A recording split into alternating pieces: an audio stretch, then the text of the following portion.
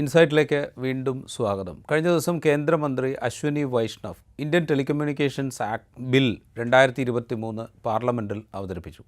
1885 Indian telegraph act, 1933 India wireless telegraphy act, അതായത് British ഭരണകാലത്ത് ഇന്ത്യയിൽ നിലനിന്നിരുന്ന 2-3 നിയമങ്ങൾക്ക് പകരമായിട്ടുള്ള ബില്ലാണ് അശ്വിനി വൈഷ്ണവ് പാർലമെൻറ്റിൽ അവതരിപ്പിച്ചിരിക്കുന്നത്. ബ്രിട്ടീഷ് ഭരണകാലത്തെ നിയമമാണ്, മാറ്റേണ്ടതാണ്, കാലാനുസൃതമായ പരിഷ്കാരം ആവശ്യമാണ്. ഇതൊക്കെ ഉണ്ടായിരിക്കെ തന്നെ ഈ നിയമങ്ങൾ സ്വതന്ത്രമായ അഭിപ്രായ പ്രകടന സ്വാതന്ത്ര്യത്തെ വലിയ തോതിൽ ഹനിക്കാനിടയുള്ള വ്യവസ്ഥകൾ ഈ ബില്ലിലുണ്ട് എന്ന ആക്ഷേപം ഇതിനകം തന്നെ ഉയർന്നിട്ടുണ്ട്. പാർലമെൻറ്റിലാകട്ടെ പ്രതിപക്ഷ എം പിമാരെ കൂട്ടത്തോടെ സസ്പെൻഡ് ചെയ്യുന്ന കാഴ്ചയാണ് നമ്മൾ കണ്ടുകൊണ്ടിരിക്കുന്നത്. അതുകൊണ്ട് തന്നെ ഈ ബില്ലിനെക്കുറിച്ച് ഏതെങ്കിലും തരത്തിലുള്ളൊരു ചർച്ച പാർലമെൻറ്റിൽ ഉണ്ടാകുമോ, ചർച്ച കൂടാതെ തന്നെ ഈ ബില്ല് പാസ്സാക്കപ്പെടുമോ എന്നുള്ള ആശങ്കകളും ഉയരുന്നുണ്ട്. നമുക്കൊപ്പം ഉള്ളത് ജിജീഷാണ്. IT പ്രൊഫഷണലാണ്, ആക്ടിവിസ്റ്റാണ്, ഈ രംഗത്ത് പഠനങ്ങൾ നടത്തിക്കൊണ്ടിരിക്കുന്ന ആളാണ്. ജിജീഷ്, സ്വാഗതം ഇൻസൈറ്റിലേക്ക്. നമ്മൾ ആദ്യമായിട്ട് ഈ കമ്മ്യൂണിക്കേഷൻ ബില്ലിനെ കുറിച്ച് പറയുമ്പോൾ ഇതിൽ 2 കാര്യങ്ങളാണ് ഇതിൻ്റെ സാലിയൻ ഫീച്ചേഴ്സിൽ പ്രധാനമായിട്ട് നമ്മുടെ മുമ്പിലേക്ക് വരുന്നത്. ഒന്ന്, ഏതെങ്കിലും ഒരു ക്രൈസിസ് ഘട്ടത്തിൽ ഈ ടെലികമ്മ്യൂണിക്കേഷൻ നിയന്ത്രണം ഏറ്റെടുക്കാൻ സംസ്ഥാന സർക്കാരുകൾക്കും കേന്ദ്ര സർക്കാരിനും അധികാരം നൽകുന്നു എന്നുള്ളതാണ് ഒന്നാമത്തെ സംഗതിയായിട്ട് വരുന്നത്.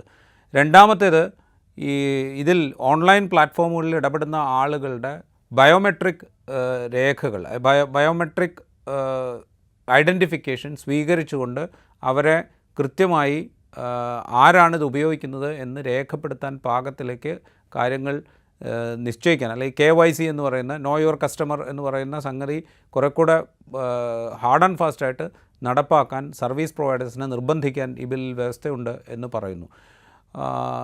എന്താണ് ഈ ബില്ലിനെക്കുറിച്ച് പ്രാഥമികമായി ഇതിൻ്റെ വ്യവസ്ഥകൾ കാണുമ്പോൾ ജിജീഷിന് തോന്നുന്നത്? എനിക്ക് തോന്നുന്നത് ഇത് ടെലികമ്മ്യൂണിക്കേഷൻസ് ബില്ല് ഒറ്റയ്ക്ക് കാണേണ്ട ഒരു സംഗതിയല്ല. ഇതിനോടനുബന്ധമായിട്ട് നമുക്ക് ബ്രോഡ്കാസ്റ്റ് ബില്ലുണ്ട്, ഡാറ്റ പ്രൊട്ടക്ഷൻ ആക്ട് ഉണ്ട്, പിന്നെ IT ഇന്റർമീഡിയറി റൂൾസ് ഉണ്ട്, IT ആക്ട്, ഇൻഫർമേഷൻ ടെക്നോളജി ആക്ടിന്റെ സെക്ഷൻ 79 കീഴിൽ കൊണ്ടുവന്നിട്ടുള്ള IT റൂൾസ് ഉണ്ട്. ഇതെല്ലാം ചേർത്ത് വെച്ചുകൊണ്ട് പരിശോധിക്കുമ്പോൾ വളരെ ഡിസ്റ്റർബിംഗ് ആയിട്ടുള്ള ഒരു ട്രെൻഡ് നമുക്ക് കാണുകയാണ്.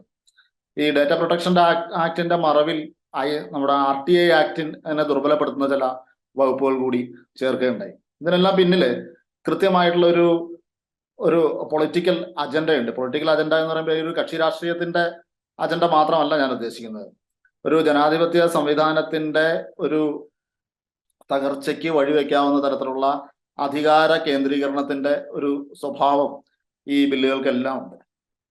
കാരണം നമ്മളൊരു ജനാധിപത്യ സംവിധാനത്തിനുള്ളിൽ ജനാധിപത്യം ശക്തിപ്പെടുന്നത് എപ്പോഴും ഗവൺമെന്റ് പൗരന്മാർക്ക് ട്രാൻസ്പെറന്റ് ആയിട്ടിരിക്കുന്ന ഒരു സാഹചര്യത്തിലാണ്. നമ്മുടെ RTI ആക്ട് വന്നപ്പോൾ ഉണ്ടായ ഏറ്റവും വലിയ ഒരു മുന്നേറ്റം അതായിരുന്നു. കാരണം നമ്മൾ തെരഞ്ഞെടുത്ത് വിടുന്ന ജനപ്രതിനിധികൾ അവരുടെ ആശയങ്ങൾ നിറവേറ്റുന്ന എക്സിക്യൂട്ടീവ് എന്താണ് ചെയ്യുന്നത് എന്ന് നമ്മൾ അറിയുന്നതിനുള്ള ഒരു സാഹചര്യമുണ്ട്. ഇവരുടെ ഫയലുകളിൽ എന്താണ്, ഈ ഫയൽ നോട്ടിങ്സിൽ ഉള്ളത് എന്താണ്, ഇവരുടെ ഡിസിഷൻ മേക്കിംഗ് എങ്ങനെയാണ്, ഇങ്ങനെയുള്ള സംഗതികളെല്ലാം സാധാരണ ജനങ്ങൾക്ക് ട്രാൻസ്പെറന്റ് ആകുന്ന ഒരു സിറ്റുവേഷൻ വന്നു. അത് ജനാധിപത്യത്തിന് എപ്പോഴും ഗുണകരമായ ഒരു സംഗതിയാണ്. അധികാരം ഉള്ളവന്റെ കയ്യിലാണ് മുഴുവൻ റിസോഴ്സസും മുഴുവൻ പവറും ഉള്ളത്. നമ്മുടെ കയ്യിലുള്ള ആകെയുള്ള ഒരു ആയുധം എന്ന് പറയുന്നത് അവൻ എന്താണ് ചെയ്യുന്നതെന്ന് അറിയാൻ കഴിയുക എന്നുള്ള ഒരൊറ്റ കാര്യം മാത്രമാണ് സാധാരണ പൗരന്മാർക്ക് മുന്നിലുള്ള ഒരു ആയുധം. അപ്പോൾ എത്രമാത്രം ഗവൺമെന്റ് ട്രാൻസ്പെറന്റ് ആകുമോ അത്രത്തോളം ജനാധിപത്യം ശക്തിപ്പെടുകയാണ് ഉണ്ടാവുക. അത് അത്രമാത്രം പൗരസമൂഹം ശക്തിപ്പെടും, അത്രമാത്രം ജനാധിപത്യവും ശക്തിപ്പെടും. ഇവിടെ ഡിസ്റ്റർബിംഗ് ആയിട്ടുള്ള ട്രെൻഡ് എന്ന് ഞാൻ പറഞ്ഞു, നേരെ തിരിച്ചൊരു സംഗതി സംഭവിക്കുക. ഗവൺമെന്റ് ട്രാൻസ്പെറന്റ് ആയിരുന്ന ആ ട്രാൻസ്പെറൻസി കുറഞ്ഞു വരികയും RTI ആക്ട് നമുക്കറിയാം പലപ്പോഴും വിവരാവകാശ നിയമപ്രകാരം ചോദിക്കുന്ന ചോദ്യങ്ങൾക്ക് ഉത്തരം ലഭിക്കാതെ പോകുന്നു. ഇപ്പോൾ അവസാനമായി ഡാറ്റ പ്രൊട്ടക്ഷൻ ആക്ടിന്റെ മറവിൽ വിവരാവകാശ നിയമത്തിലെ സെക്ഷൻ A1Jയിൽ ഈ ആളുകളുടെ സ്വകാര്യമായ വിവരങ്ങൾ നൽകാൻ കഴിയില്ല എന്ന ഒരു സംഗതി കൂടി ചേർത്തുകൊണ്ട് RTI ആക്ടിലുണ്ടായിരുന്ന ഈ പബ്ലിക് ഇൻട്രസ്റ്റ് എന്ന് പറയുന്ന ഒരു സംഗതി ഉണ്ടായിരുന്നു. പബ്ലിക് ഇൻട്രസ്റ്റിനായിരുന്നു അവിടെ പ്രാമുഖ്യം ഉണ്ടായിരുന്നത്. പബ്ലിക് ഇൻട്രസ്റ്റിന് ആണ് പ്രാമുഖ്യം ലഭിക്കുന്ന സന്ദർഭങ്ങളിൽ ഈ സ്വകാര്യതയ്ക്ക് അപ്പുറം പബ്ലിക് ഇൻട്രസ്റ്റിന് പ്രാധാന്യം ലഭിക്കുമായിരുന്നു. ആ ഒരു സംഗതി ഒഴിവാക്കിക്കൊണ്ട് RTI ആക്ടിനെ ദുർബലപ്പെടുന്ന ഒരു നടപടി അവിടെ ഉണ്ടാകുന്നു. അപ്പോൾ ജനങ്ങൾക്ക് ഗവൺമെന്റ് ട്രാൻസ്പെറന്റ് അല്ലാതാവുന്നതിനൊപ്പം നേരെ തിരിച്ച് ജനങ്ങളെ എല്ലാ രീതിയിലും സർവൈലൻസ് നടത്താൻ കഴിയുന്ന, ജനങ്ങളെ പരമാവധി ഗവൺമെന്റിന് ട്രാൻസ്പെറന്റ് ആക്കാൻ സാധിക്കുന്ന എല്ലാ പരിഷ്കാരങ്ങളും ഇപ്പൊ ടെലികമ്മ്യൂണിക്കേഷൻ ബില്ലിന്റെ ഭാഗമായിട്ടും ഡാറ്റ പ്രൊട്ടക്ഷൻ ആക്ടിന്റെ ഭാഗമായിട്ടും ആധാർ സ്കീമിന്റെ ഭാഗമായിട്ടും അതുപോലെ ബ്രോഡ്കാസ്റ്റ് ഇതിന്റെ ഭാഗമായിട്ടും എല്ലാ രീതിയിലും ജനങ്ങൾ കൂടുതൽ ഗവൺമെന്റിന് സുതാര്യമാവുകയും ഗവൺമെന്റ് ജനങ്ങൾക്ക് അതാര്യമാവുകയും ചെയ്യുന്ന രീതിയിൽ ജനാധിപത്യത്തെ ദുർബലപ്പെടുത്തുന്ന ഒരു വിശാലമായ ഒരു രാഷ്ട്രീയ ദർശനത്തിന്റെ ഭാഗമായിട്ടാണ് ഈ പറയുന്ന ബില്ലുകളെല്ലാം ഒന്നിനു പുറകെ ഒന്നൊന്നായി വരുന്നത്. അത് യാദൃച്ഛികമായിട്ട് വരുന്നതല്ല. ഇതിന് കൃത്യമായ ഒരു അധികാര കേന്ദ്രീകരണത്തിന്റെ, ഏകാധിപത്യപരമായ ഭരണകൂടത്തിന്റെ മുന്നേറ്റത്തിന്റെ ഒരു രാഷ്ട്രീയ പദ്ധതിയുടെ ഭാഗമായി വരുന്നതാണ്. റൈറ്റ്. നമ്മളിപ്പോൾ ഈ ഒറ്റ ബില്ലായിട്ട് മാത്രമല്ല ഇതിനെ കാണേണ്ടത്. നേരത്തെ സൂചിപ്പിച്ച ഡാറ്റ പ്രൊട്ടക്ഷൻ ബില്ലിലെ വ്യവസ്ഥകൾ, ടെലികമ്മ്യൂണിക്കേഷൻ ബില്ലിലെ വ്യവസ്ഥകൾ, ബ്രോഡ്കാസ്റ്റേഴ്സിനെ നിയന്ത്രിക്കാൻ കൊണ്ടുവരുന്ന അല്ലെങ്കിൽ അതിനെ റെഗുലേറ്റ് ചെയ്യാൻ കൊണ്ടുവരുന്ന നിയമത്തിലെ വ്യവസ്ഥകൾ, ഇതെല്ലാം കൂടെ ചേർന്നുകൊണ്ട് എന്താണോ ഒരു കേന്ദ്രീകൃത ഭരണകൂടം ആഗ്രഹിക്കുന്നത്, ഏത് വിധത്തിലാണോ സർവൈലൻസ് ഏർപ്പെടുത്താൻ ഉദ്ദേശിക്കുന്നത്, ഏതൊക്കെ വിധത്തിലാണ് നിരീക്ഷണങ്ങൾ ശക്തിപ്പെടുത്താൻ ഉദ്ദേശിക്കുന്നത്, അതിനൊക്കെ പാകത്തിലേക്കുള്ളൊരു അറ്റ്മോസ്ഫിയർ ക്രിയേറ്റ് ചെയ്യുകയാണ് ഇപ്പോൾ സംഭവിച്ചുകൊണ്ടിരിക്കുന്നത്. അതെ, തീർച്ചയായിട്ടും അങ്ങനെ തന്നെയാണ്. കാരണം നമ്മൾ ഈ ടെലികമ്മ്യൂണിക്കേഷൻസ് ബില്ല് എടുത്താൽ അതില് പ്രധാനമായിട്ടും നമ്മൾ നിലവിലുണ്ടായിരുന്ന ലൈസൻസിങ് സിസ്റ്റം ഇല്ലാതാക്കുകയാണ് എന്ന് ഗവൺമെന്റ് അവകാശപ്പെടുമ്പോഴും പകരം ഒരു ഓതറൈസേഷൻ സംവിധാനം കൊണ്ടുവരികയാണ്. ഈ ഓതറൈസേഷൻ സംവിധാനം കൊണ്ടുവരുമ്പോൾ ഏകദേശം ഒരു ഇന്റർനെറ്റിന്റെ മേഖലയിലും ടെലികമ്മ്യൂണിക്കേഷന്റെ മേഖലയിലും ഏത് തരത്തിലുള്ള സംരംഭം ആരംഭിക്കുന്നതിന്, ഇപ്പൊ നിസ്സാരം ഒരു മെസ്സേജിങ് ആപ്പ്, പുതിയൊരു ഇമെയിൽ സർവീസ് ആരംഭിക്കുന്നതിന് അല്ലെങ്കിൽ ഒരു മെസ്സേജിങ് ആപ്പ് കൊണ്ടുവരുന്നതിനെല്ലാം ഗവൺമെന്റിന്റെ ഓതറൈസേഷൻ വേണ്ടി വരുമെന്ന രീതിയിലേക്ക് ഇത് മാറുകയാണ്. കാരണം ആദ്യം ഈ ടെലികമ്മ്യൂണിക്കേഷൻ ബില്ലിന്റെ ഡ്രാഫ്റ്റ് വന്നപ്പോൾ അതിൻ്റെ അകത്ത് ഈ ഇന്റർനെറ്റുമായിട്ട് ബന്ധപ്പെട്ടുള്ള മെസ്സേജിങ് ആപ്ലിക്കേഷൻസ്, വാട്സപ്പ്, ടെലിഗ്രാം പോലുള്ള ആപ്ലിക്കേഷൻസ് എല്ലാം ഇതിൽ ഉൾപ്പെടുത്തിയിരുന്നു. OTT പ്ലാറ്റ്ഫോമുകളെല്ലാം ഉൾപ്പെടുത്തിയിരുന്നു. പിന്നീട് ഈ ബില്ലിന്റെ ടെക്സ്റ്റിൽ നിന്ന് ഇതെല്ലാം, പുതിയ ബില്ല് വന്നപ്പോൾ ബില്ലിന്റെ ടെക്സ്റ്റിൽ നിന്നെല്ലാം മാറുകയും പല പത്രങ്ങളും ഇത്തരം സംഗതികളെ പുതിയ ബില്ലിൽ നിന്ന് ഒഴിവാക്കിയിട്ടുണ്ട് എന്ന് വാർത്ത കൊടുക്കുകയും ചെയ്തുവെങ്കിലും ഈ ബില്ലിന്റെ ഡെഫിനീഷൻസ് നോക്കുന്ന ഘട്ടത്തിലാണ് ഇതിന്റെ പിന്നിലുള്ള ഒരു ചതി നമുക്ക് മനസ്സിലാവും. ടെലികമ്മ്യൂണിക്കേഷൻ ബില്ലിന്റെ ഡെഫിനേഷൻസ് കൊടുത്തിരിക്കുന്ന ഭാഗത്ത് ഇവര് മെസ്സേജിന് കൊടുത്തിരിക്കുന്ന definition, message means any sign, signal, writing, text, image, sound, video, data stream, intelligence or information send through telecommunications എന്ന് വെച്ചാൽ അത് നമ്മൾ എഴുത്തിലൂടെയോ അല്ലെങ്കിൽ വീഡിയോയിലൂടെയോ ശബ്ദത്തിലൂടെയോ നൽകുന്ന എന്ത് ചിഹ്നത്തിലൂടെയോ നൽകുന്ന എന്ത് സന്ദേശവും ഈ മെസ്സേജ് എന്ന് പറയുന്ന സംഗതിയുടെ ഡെഫിനേഷന്റെ കീഴിൽ വരികയാണ്. ടെലികമ്മ്യൂണിക്കേഷന്റെ ഡെഫിനേഷൻ കൊടുത്തിരിക്കുന്നത് എങ്ങനെയാണ്? Telecommunication means transmission, emission or reception of any messages by wire, radio, optical or other electromagnetic system, whether or not such messages have been subjected to rearrangement, computation or other processes by any means in the course of their transmission, emission, reception. അതായത് ഏത് തരത്തിലുള്ള കമ്മ്യൂണിക്കേഷനും ഈ telecommunication എന്ന് പറയുന്ന ഡെഫിനേഷന് കീഴിൽ വരുന്നു. അപ്പൊ നമ്മൾ ആദ്യം ഗവൺമെന്റ് പലപ്പോഴും പല പത്രങ്ങളിലും ഒക്കെ അവകാശപ്പെടുന്നത് പോലെ ഇന്റർനെറ്റിനെ ഒഴിവാക്കിക്കൊണ്ടുള്ള ഒരു ബില്ലല്ല ഈ ടെലികമ്മ്യൂണിക്കേഷൻ ബില്ലിന്റെ രൂപത്തിൽ നമുക്ക് മുന്നിൽ അവതരിപ്പിച്ചിട്ടുള്ള. ഏത് തരത്തിലുള്ള മെസ്സേജ് ട്രാൻസ്മിഷനും ഈ ബില്ലിന്റെ ഡെഫിനേഷന് കീഴിൽ വരും എന്നുള്ളത് കൊണ്ട് തന്നെ എല്ലാ തരത്തിലുള്ള മെസ്സേജിങ് ആപ്ലിക്കേഷൻസും നിയന്ത്രിക്കപ്പെടുന്ന ഒരു സാഹചര്യം ഈ ടെലികമ്മ്യൂണിക്കേഷൻ ബില്ലിന്റെ പിന്നിൽ നിന്നുകൊണ്ട് തന്നെ വരുന്ന ഒരു സാഹചര്യമുണ്ട്. അതാണ് ഞാൻ ആദ്യം പറഞ്ഞ ഒരു ഇമെയിൽ സർവീസ് തുടങ്ങണമെങ്കിൽ അല്ലെങ്കിൽ ഒരു മെസ്സേജിങ് ആപ്പ് പുതുതായിട്ട് തുടങ്ങണമെങ്കിൽ ഗവൺമെന്റിന്റെ ഓതറൈസേഷൻ വേണ്ടെന്ന് വരും. മാത്രമല്ല ഇപ്പൊ നമ്മുടെ ഗൂഗിൾ പേ പോലെയുള്ള ആപ്ലിക്കേഷൻസ് ഉണ്ട്. ഇത് നമ്മൾ പണം കൈമാറുന്നതിന് വേണ്ടി മാത്രമല്ല, വേണമെങ്കിൽ മെസ്സേജ് അയക്കാൻ ഇത് ഉപയോഗിക്കാം. അത്തരം ആപ്ലിക്കേഷൻസും ഈ ബില്ലിന്റെ പർവ്യൂവിന് കീഴിൽ ഈ ഡെഫിനേഷൻസ് വെച്ച് വരാം. അതുപോലെ ഒരു ആപ്ലിക്കേഷൻ തുടങ്ങണമെങ്കിൽ തീർച്ചയായിട്ടും ഗവൺമെന്റ് ഓതറൈസേഷൻ വേണം എന്നൊരു സാഹചര്യമുണ്ട്. ഇപ്പോൾ ഓൾറെഡി പേടിഎമ്മുമായിട്ട് ബന്ധപ്പെട്ട് എയർടെലിന്റെ ഒരു പരാതി കിടക്കുകയാണ്. ഈ പേടിഎം ഒരു മെസ്സേജിങ് ആപ്പും കൂടിയാണ്. അപ്പൊ ആ തരത്തിലുള്ള നിയന്ത്രണം അതിന് കൊണ്ടുവരണം എന്നുള്ള രീതി. അതോടൊപ്പം വന്നിട്ടുള്ള രണ്ടാമത്തെ കാര്യം ഈ ബയോമെട്രിക് ഒതന്റിക്കേഷന്റെ ആണ്.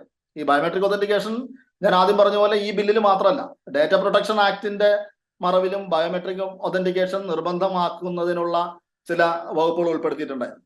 ഇപ്പോൾ ടെലികമ്മ്യൂണിക്കേഷൻ ബില്ല് വന്നപ്പോഴും അതിലും ഈ ബയോമെട്രിക് ഒതന്റിക്കേഷൻ നിർബന്ധമാക്കുന്ന ഒരു സാഹചര്യമുണ്ട്.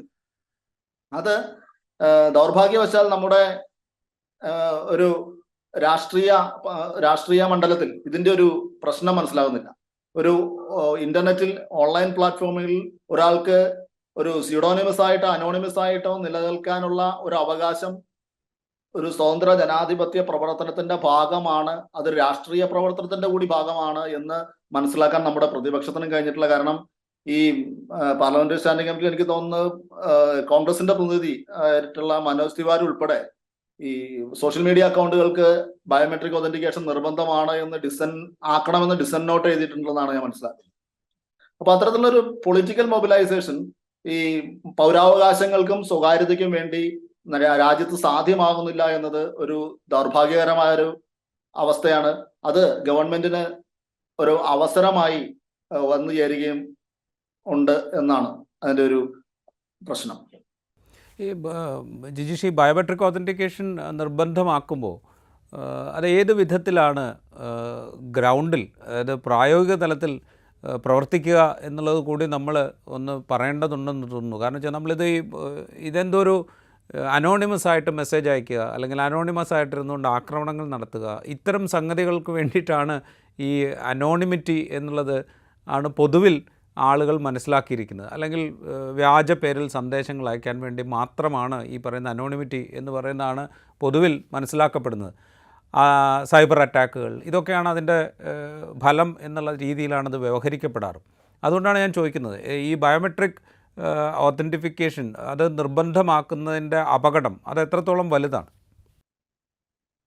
അത് വളരെ ലളിതമായ ഒരു ഉദാഹരണം പറഞ്ഞാൽ ഇത് അതിൻ്റെ അപകടമല്ല, ഇതിൻ്റെ ചില പ്രായോഗിക പ്രശ്നങ്ങൾ ഞാൻ പറയാം.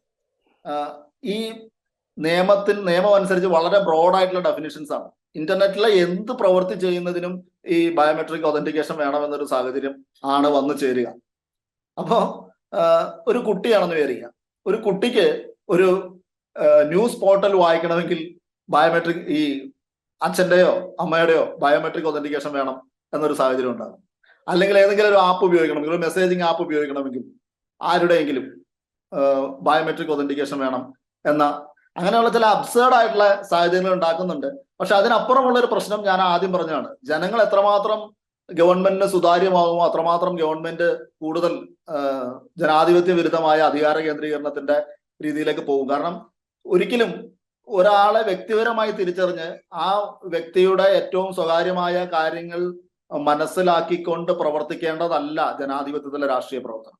ആ രാഷ്ട്രീയ പ്രവർത്തനം എന്ന് പറഞ്ഞിട്ടുണ്ടെങ്കിൽ ഒരു കവലയിൽ സ്റ്റേജ് കെട്ടി ആ സ്റ്റേജിൽ കയറി നിന്ന് എല്ലാ മനുഷ്യരോടും ഒരുപോലെ പ്രഖ്യാപിച്ച് നടപ്പിലാക്കാൻ കഴിയുന്ന വാഗ്ദാനങ്ങളും രാഷ്ട്രീയ പ്രവർത്തനങ്ങളുമാണ് ജനാധിപത്യത്തിൽ സംഭവിക്കേണ്ടത്. അതിനു പകരം ഓരോ വ്യക്തിയുടെയും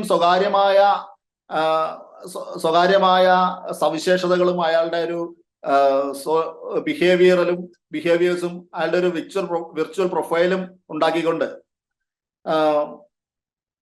വൈകാരികമായി അയാളെ ഏതൊക്കെ രീതിയിൽ സ്വാധീനിക്കാൻ കഴിയുന്നോ ആ രീതിയിലേക്ക് രാഷ്ട്രീയ പ്രചാരണങ്ങളും പ്രവർത്തനങ്ങളും മാറുന്ന ഒരു സാഹചര്യം. ഇപ്പോൾ കേംബ്രിഡ്ജ് അനലിറ്റിക്ക കേസിന്റെ കാര്യത്തിൽ ഫേസ്ബുക്കിൽ നിന്നുള്ള ഡേറ്റ എടുത്തുകൊണ്ട് അവർ ചെയ്യുന്നത് എന്താണെന്ന് വെച്ചാൽ, ഇപ്പോ ഒരു ഉദാഹരണത്തിന് വർഗീയതയോട് ആഭിമുഖ്യമുള്ള ഒരാളാണെന്ന് മനസ്സിലാക്കുക, ഏതെങ്കിലും ഒരു പ്രത്യേക മതത്തോട് താല്പര്യമുള്ള ആളാണെന്ന് മനസ്സിലാക്കുക, ആ മതവുമായി ബന്ധപ്പെടുന്ന രീതിയിൽ മാത്രമുള്ള പ്രചാരണ ലിറ്ററേച്ചറുകളും പ്രചാരണ മീഡിയയും എല്ലാം ഇവർക്ക് നിരന്തരം ലഭ്യമാക്കാൻ കഴിയുന്ന തരത്തിലേക്ക് മെസ്സേജിങ് പ്ലാറ്റ്ഫോമുകളും സോഷ്യൽ മീഡിയ പ്ലാറ്റ്ഫോമുകളെയും ക്രമീകരിക്കാൻ കഴിയുക, അവർക്ക് ഇത്തരത്തിലുള്ള സന്ദേശങ്ങൾ നിരന്തരം എത്തിച്ചുകൊണ്ട് കൊടുക്കുക, ഇത്തരം കാര്യങ്ങളുമായിട്ട് അവരെ നിരന്തരം അവർക്ക് എക്സ്പോഷർ എടുക്കുകയും അവരെ മൊത്തത്തിൽ അവരുടെ അഭിപ്രായവും അവരുടെ ലോകവീക്ഷണവും എല്ലാം ഈ വിഭാഗീയത പ്രചരിപ്പിക്കുന്ന ആരാണോ അവർക്ക് അനുകൂലമായ രീതിയിൽ വളരെ ചുരുങ്ങിയ നാൾ കൊണ്ട് തന്നെ മാറ്റിയെടുക്കാൻ കഴിയുന്ന ഒരു മൈക്രോ ലെവലിൽ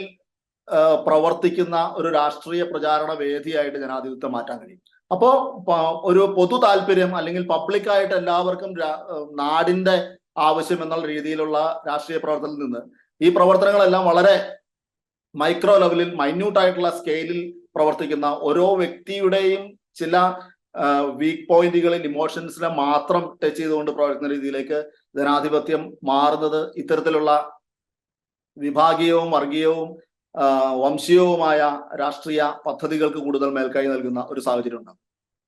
അല്ല, അത് പറയുമ്പോൾ ഈ പ്രവർത്തനം ഇപ്പോൾ തന്നെ വളരെ ആസൂത്രിതമായി ഭരണകൂടത്തിൻ്റെ പിന്തുണയോടുകൂടെ നടപ്പാക്കിക്കൊണ്ടിരിക്കുന്ന ഒരു രാജ്യത്താണ് നമ്മൾ ജീവിച്ചുകൊണ്ടിരിക്കുന്നത്. അതായത് വ്യാജങ്ങളോ അർത്ഥസത്യങ്ങളോ വെറുപ്പിൻ്റെ സന്ദേശങ്ങളോ ഒക്കെ സംഘടിതമായി പ്രചരിപ്പിക്കപ്പെടുന്നുണ്ട്.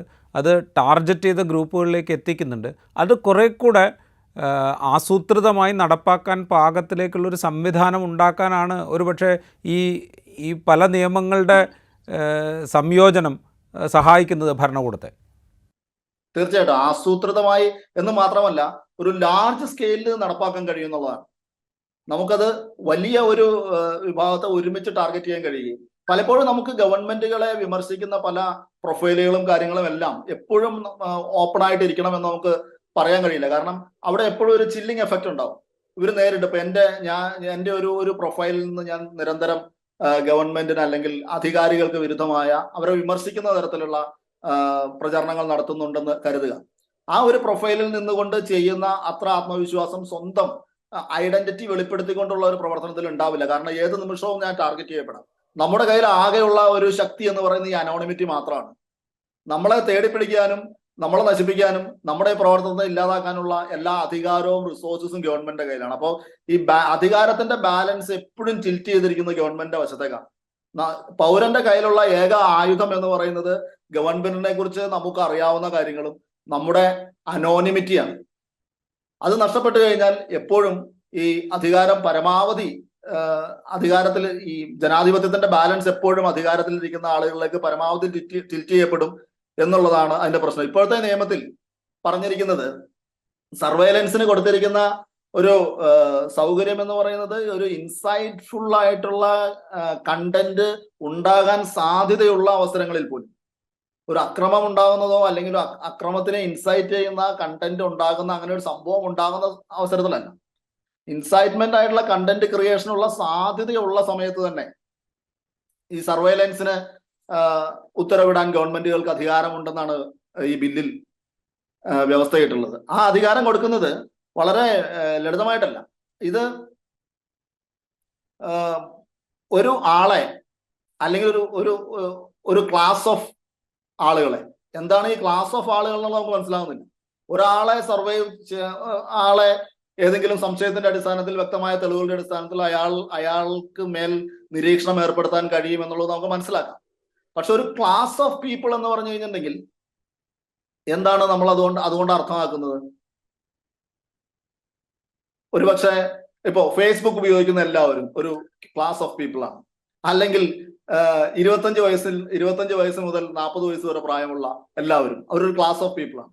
അപ്പോൾ ഏത് തരത്തിലുള്ള ക്ലാസ് ആണ് ഈ ഗവൺമെന്റ് ഈ നിയമത്തിൽ ഉദ്ദേശിക്കുന്നത് എന്ന് വ്യക്തമല്ല. അപ്പൊ അത്തരത്തിൽ വളരെ ബ്രോഡ് ആയിട്ടുള്ള അധികാരങ്ങൾ ഈ എൻഫോഴ്സ്മെന്റ് അധികാരികൾക്ക് നൽകുന്ന, ഇത് ഒരു കോടതി ഉത്തരവിന്റെ അടിസ്ഥാനത്തിലല്ല, തീർച്ചയായും എക്സിക്യൂട്ടീവായി എടുക്കേണ്ട ഒരു തീരുമാനമാണെന്നും കൂടി നമ്മൾ വിചാരിക്കണം.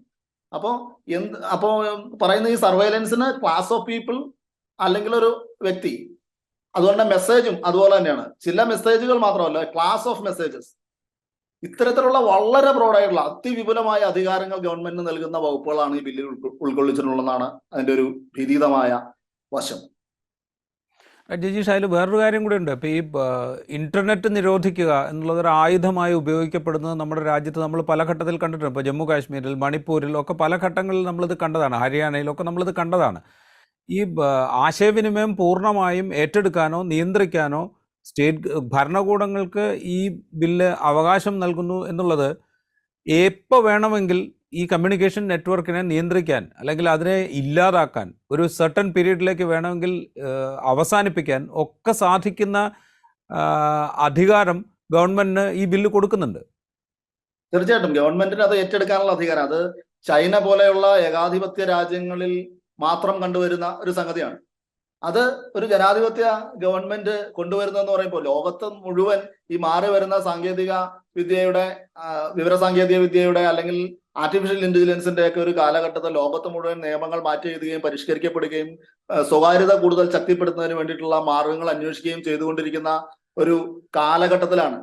അവിടെ നിന്നെല്ലാം വ്യത്യസ്തമായി ഒരു പൗരന്റെ സ്വകാര്യതയെയും അവന്റെ എല്ലാ അവകാശങ്ങളെയും ഹനിക്കുന്ന രീതിയിലേക്ക് ഉള്ള നിയമനിർമ്മാണവുമായി ഇവിടെ കടന്നു വരുന്നത്. ഇപ്പോൾ നാഷണൽ സെക്യൂരിറ്റി എന്ന ഒരു വലിയ എന്താ വളരെ ബ്രോഡായിട്ടുള്ള വളരെ വേഗമായിട്ടുള്ള ഒരു കാരണം കാണിച്ചുകൊണ്ട് ഏത് സർവീസ് പ്രൊവൈഡറെയും ഏതൊരു സർവീസിനെയും ഏതൊരു കമ്പനിയെയും ഏറ്റെടുക്കാനും നിയന്ത്രിക്കാനും ഗവൺമെന്റുകൾക്ക് കഴിയും എന്ന സാഹചര്യമാണ് ഈ നിയമം പാസ്സാവുന്നതോടെ ഉണ്ടാകാൻ പോകുന്നത്. മറ്റൊരു കാര്യം ഇതിൽ പറയുന്നത് ഈ മെസ്സേജുകൾ, സന്ദേശങ്ങൾ, അത് ഈ പറയുന്ന നാഷണൽ സെക്യൂരിറ്റി എന്ന് പറയുന്ന വിശാലമായ വളരെ അവ്യക്തമായ നിർവചനത്തിൻ്റെ പരിധിയിൽ വരുന്നുവെങ്കിൽ, അതിന് ത്രെട്ടാണ് എന്ന് വരുന്നുവെങ്കിൽ ഏത് സന്ദേശവും എപ്പോൾ വേണമെങ്കിലും ഗവൺമെൻറ്റിന് ആക്സസ് ചെയ്യാനും തുറന്നു പരിശോധിക്കാനും ഒക്കെയുള്ള അവസരം ഈ ബില്ലിൽ വ്യവസ്ഥ ചെയ്യുന്നുണ്ട്. ഏത് സന്ദേശമെന്നല്ല എന്ന് മാത്രമല്ല, ഏത് ക്ലാസ് ഓഫ് മെസ്സേജസും. അതാ, ഒരു സന്ദേശം മാത്രമല്ല, ഏത് ക്ലാസ് ഓഫ് മെസ്സേജ്, അതാണ് നമുക്കിത് മനസ്സിലാകാത്തത്. ക്ലാസ് ഓഫ് മെസ്സേജസ് എന്താണ്? ഇന്ന തരത്തിലുള്ള ഒരു പ്രത്യേക വ്യക്തിയെ വിമർശിക്കുന്ന മെസ്സേജുകൾ എല്ലാം ഒരു ക്ലാസ് ആണെന്ന് ഗവൺമെന്റ് തീരുമാനിച്ചാൽ ആ മെസ്സേജുകളിൽ ഉൾപ്പെടുന്ന എല്ലാം പരിശോധിക്കാവുന്നതാണ്. എനിക്ക് മനസ്സിലാവുന്നില്ല അത് എങ്ങനെയാണ് ഇത്ര ബ്രോഡായിട്ടുള്ള ഇത്ര വേഗമായിട്ടുള്ള വാക്കുകൾ ഒരു ബില്ലിൽ കടന്നു വരുന്നത് എന്ന്. മാത്രമല്ല, ഈ എൻഡ് ടു എൻഡ് എൻക്രിപ്ഷൻ നിലവിലുള്ള മെസ്സേജിങ് ആപ്പുകൾ, ഇപ്പോൾ സിഗ്നൽ അല്ലെങ്കിൽ ടെലഗ്രാം അല്ലെങ്കിൽ വാട്സപ്പ് പോലെയുള്ള ആപ്പുകളിൽ ഉണ്ടായിരുന്ന പ്രശ്നങ്ങൾ എൻഡ് ടു എൻഡ് എൻക്രിപ്ഷൻ ഇല്ലാതാക്കുന്നതിനോട്. എൻഡ് ടു എൻഡ് എൻക്രിപ്ഷൻ എന്ന് പറഞ്ഞാൽ നമ്മൾ അയക്കുന്ന മെസ്സേജുകൾ നമ്മളും പിന്നെ അത് സ്വീകരിക്കുന്ന ആൾ മാത്രമേ കാണുന്നുള്ളൂ. ഇടയ്ക്ക് ഇന്റർമീഡിയറി ആയിട്ട് നിൽക്കുന്ന ആർക്കും അത് ആക്സസ് ചെയ്യാൻ കഴിയില്ല. കാരണം അത് കോഡ് ചെയ്തിട്ടാണ് പോകുന്നത്, എൻക്രിപ്റ്റ് ചെയ്തിട്ടാണ് പോകുന്നത്, ട്രാൻസ്മിറ്റ് ചെയ്യപ്പെടുന്നത്. അങ്ങനെയുള്ള സംവിധാനങ്ങളിലെ ഈ എൻക്രിപ്ഷൻ ബ്രേക്ക് ചെയ്യണം എന്ന ആവശ്യം ഗവൺമെന്റ് ഉന്നയിച്ചപ്പോൾ നിലവിൽ വാട്സപ്പ് അത് സുപ്രീം കോടതിയിൽ അതിനെതിരെ നിയമ പോരാട്ടം നടത്തിക്കൊണ്ടിരിക്കുകയാണ്. അവരുടെ വാട്സപ്പിന് സുപ്രീം കോടതിയിലെ പ്രധാനപ്പെട്ട ഒരു വാദം എന്ന് പറയുന്നത് ഇത് ഇല്ലീഗൽ ആയിട്ടുള്ള, നിയമത്തിന്റെ പിൻബലമില്ലാതെ ഇറക്കിയ ഒരു റൂളാണ്. ഒരു IT റൂൾസിലാണ് ഇത്തരം ഒരു മാനദണ്ഡം ഉണ്ടാക്കിയത്. ആ റൂൾസിൽ പറയുന്ന കാര്യത്തിന് യഥാർത്ഥത്തിൽ പാരന്റ് ആക്ടിന്റെ ഒരു പിൻബലമില്ല. IT ആക്ടില് എൻക്രിപ്ഷൻ ബ്രേക്ക് ചെയ്യുന്നതിനെ കുറിച്ച് പറയുന്നില്ല. എൻക്രിപ്ഷൻ കൂടുതൽ ദൃഢമാക്കുന്നതിനും സ്വകാര്യതയും സുരക്ഷിതത്വവും വർദ്ധിക്കുന്നതിന് എൻക്രിപ്ഷൻ കൂടുതൽ ശക്തിപ്പെടുത്തണം എന്നാണ് ഈ IT ആക്ടിലുള്ളത്. അപ്പോൾ IT ആക്ടിലില്ലാത്ത ഒരു കാര്യം ഇവിടെ നടപ്പിലാക്കുന്നു എന്നാണ് വാട്സപ്പിന്റെ സുപ്രീം കോടതിയിലെ പ്രധാനപ്പെട്ട ഒരു വാദം. പക്ഷെ ഇപ്പോൾ ആ വാദത്തെ അപ്രസക്തമാക്കുന്ന രീതിയിൽ നിയമത്തിൽ അതിന് വകുപ്പുണ്ടാക്കുന്ന രീതിയിൽ ബില്ലുകൾ ഇപ്പോൾ അവതരിപ്പിക്കപ്പെട്ടിരിക്കും. അപ്പോൾ ഈ എൻഡ് ടു എൻഡ് എൻക്രിപ്ഷൻ എന്ന് പറയുന്ന ഒരു സംരക്ഷണവും സാധാരണ ജനങ്ങൾക്ക് നഷ്ടപ്പെടും എന്ന ഒരു സാഹചര്യമാണ് വരുന്നത്. ഇപ്പോൾ വാട്സപ്പ് പോലെയുള്ള കമ്പനികളിൽ ഈ എൻക്രിപ്ഷൻ സംവിധാനം ഇല്ലാതായാൽ അവരുടെ ഒരു മാർക്കറ്റിന്റെ ബേസ് തന്നെ ഈ എൻക്രിപ്ഷനാണ്. എൻക്രിപ്ഷൻ ഇല്ലാതായ പിന്നെ വാട്സപ്പ് എന്ന് പറയുന്ന ഒരു സംഗതി ഇല്ല.